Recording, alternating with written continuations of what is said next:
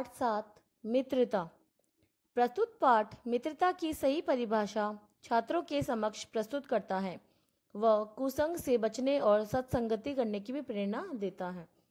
जब कोई युवा पुरुष अपने घर से बाहर निकलकर बाहरी संसार में अपनी स्थिति जमाता है, स्थिति का अर्थ होता है अस्तित्व, जब अपना अस्तित्व को जमाने लगता है, वह ढूंढता है, तब पहली कठिनता उसे मित्र चुनने में पड़ती है। मित्रों के चुनाव की उपयुक्तता। उपयुक्तता का अर्थ होता है सही रीति। जो चुनाव है मित्रों की, उसमें जो सही रीति है उसके जीवन की सफलता निर्भर हो जाती है, क्योंकि संगति का गुप्त प्रभाव हमारे आचरण पर बड़ा भारी पड़ता है। गुप्त यानी अदृश्य या छिपा हुआ। जो हम ये बताया गया कि जो संगति है, हमें अच्छी संगति करनी चाहिए। अच्छे मित्र ढूंढने में भी बहुत समय लगता है। एक बड़ा काम हो सकता है कि हम अच्छे मित्र कैसे ढूंढें। तो हम लोग ऐसे समय में समाज में प्रवेश करके अपना कार्य आरंभ करें, जबकि हमारा चित्त यानी मन कोमल और हर तरह का संस्कार ग्रहण करने योग्य रहता है। हमारे भाव अपरिमार्जित। अपरिमार्जित का अर्थ होता है बिना साफ किया हुआ, अपरिमार्जित, और हमारी प्रवृत्ति अपरिपक्व रहती है। अपरिपक्व यानी कि बिना पकी हुई, अधकच्ची, कच्ची। हम लोग कच्ची मिट्टी की मूर्ति के समान रहते हैं, जिसे जो जिस रूप में चाहे उस रूप में ढाल सकता है, चाहे राक्षस बनाए चाहे देवता। ऐसे लोगों का साथ करना हमारे लिए बुरा है जो हमसे अधिक दृढ़ संकल्प है, क्योंकि हमें उनकी हर बात बिना विरोध के मान लेनी पड़ती है। पर ऐसे लोगों का साथ करना और भी बुरा है जो हमारी ही बात को ऊपर रखते हैं, क्योंकि ऐसी दशा में न तो हमारे ऊपर कोई नियंत्रण रहता है और न ही हमारे लिए कोई सहारा रहता है। दोनों अवस्थाओं में जिस बात का भय रहता है उसका पता युवकों को प्राय बहुत कम रहता है।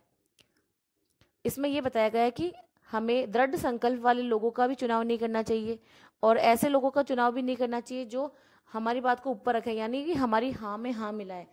मित्र तो ऐसा होना चाहिए जो हमें अपनी जो गलती का एहसास करवा दे कि ये जो गलती हो रही है कैसे हो रही है, वही सच्चा मित्र होता है। यदि विवेक बुद्धि से काम लिया जाए तो ये भय नहीं रहता है, पर युवा पुरुष प्राय विवेक से कम काम लेते हैं। ये तो आश्चर्य की बात है। लोग एक घोड़ा लेते हैं और उसके 100 गुण दोष को परख लेते हैं, पर किसी को मित्र बनाने में उसके पूर्व आचरण, उनका आचरण यानी कि जो पूर्व जो पहले का जो व्यवहार होता है, उनका आचरण होता है, स्वभाव आदि का कुछ भी विचार और अनुसंधान भी नहीं करते हैं, यानी उसके बारे में कोई जानकारी नहीं लेते। वे उसमें सब बातें अच्छी मानकर अपना पूरा विश्वास जमा लेते हैं। हंसमुख चेहरा, बातचीत का ढंग, थोड़ी चतुराई या साहस, यही 2-4 बात किसी में देखकर लोग झटपट उसे अपना बना लेते हैं।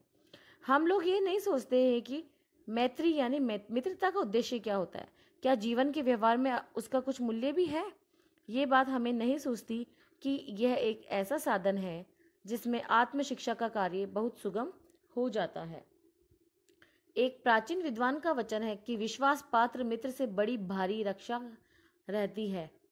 जिसे ऐसा मित्र मिल जाए उसे समझना चाहिए कि खजाना मिल गया है।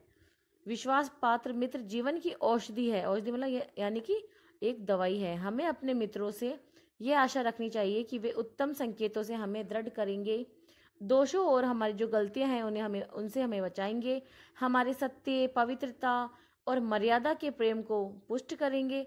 जब हम कुमार्ग यानी कि बुरे मार्ग पर पैर रखेंगे तब वे हमें सचेत करेंगे।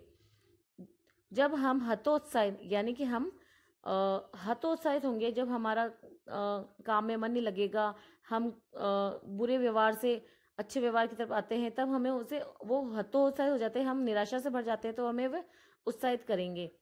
सारांश ये है कि हमें उत्तमता पूर्वक जीवन निर्वाह करने में हर तरफ से हमारी सहायता करेंगे। सच्ची मित्रता में उत्तम वैद्य की सी भी निपुणता और पति है। निपुणता यानी निपुण होने का जो भाव होता है वो होती है। अच्छी से अच्छी माता का सा धैर्य और कोमलता होती है।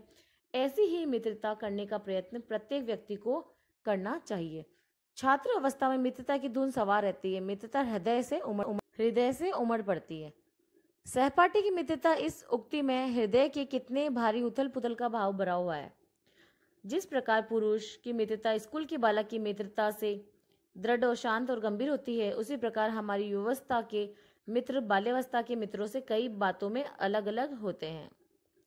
मित्र भाई के समान होना चाहिए, जिसे हम अपना प्रीत मान सके। हमारे और हमारे मित्र के बीच सच्ची सहानुभूति होनी चाहिए, ऐसी सहानुभूति जिससे एक के हानि लाभ को दूसरा अपना हानि लाभ समझे। मित्रता के लिए ये आवश्यक नहीं है कि दो मित्र ही एक प्रकार का कार्य करते हो या एक ही रुचि के हो। प्रकृति और आचरण की समानता भी आवश्यक और वांछनीय नहीं है। दो भिन्न प्रकृति के मनुष्यों में बराबर प्रीति और मित्रता रही है। अब राम धीर और शांत प्रकृति के थे और लक्ष्मण उग्र और उद्धत स्वभाव के थे, परंतु दोनों भाइयों में अत्यंत प्रगाढ़ प्रेम था और स्नेह था। उन दोनों की मित्रता भी खूब निभी थी। कुसंग का ज्वर सबसे भयानक होता है। ये केवल नीति और सद्वृत्ति का ही नाश नहीं करता, बल्कि बुद्धि का भी नाश कर देता है। किसी युवा पुरुष की संगति यदि बुरी होगी तो वह उसके पैरों में बंधी चक्की के समान होगी, जो उसे दिन रात अवनति के गड्ढे में गिराती जाएगी, और यदि अच्छी होगी तो सहारा देने वाली बाहु मतलब कि भुजाओं के समान होगी, जो निरंतर उसे उन्नति की ओर ले जाएगी। इंग्लैंड के एक विद्वान को युवावस्था में राज दरबारियों में जगह नहीं मिली। इस प्रकार जिंदगी भर वह अपने भाग्य को सराहता रहा। बहुत से लोग तो इसे अपना बड़ा भारी दुर्भाग्य समझते हैं, पर वह अच्छी तरह जानता था कि वहां वह बुरे लोगों की संगति में पड़ता, जो उसकी आध्यात्मिक उन्नति में भी बाधक हो जाते हैं। बहुत से लोग ऐसे होते हैं जिनकी घड़ी हाथ से भी बुद्धि, और उनके ही बीच में ऐसी ऐसी बातें कही जाती है जो कानों में न पड़नी चाहिए, और मन पर भी ऐसे प्रभाव पड़ते हैं जिनसे उनकी पवित्रता का भी नाश होता है। ऐसे लोगों को साथी न बनाओ जो अश्लील, अपवित्र और फुहड़ बातों से तुम्हें हंसाना चाहे।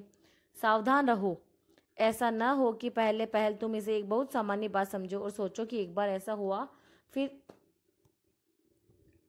ऐसा न होगा, अथवा तुम्हारे चरित्र बल का एक ऐसा प्रभाव पड़ेगा कि ऐसी बातें बकने वाले आगे चलकर आप सुधर जाएंगे।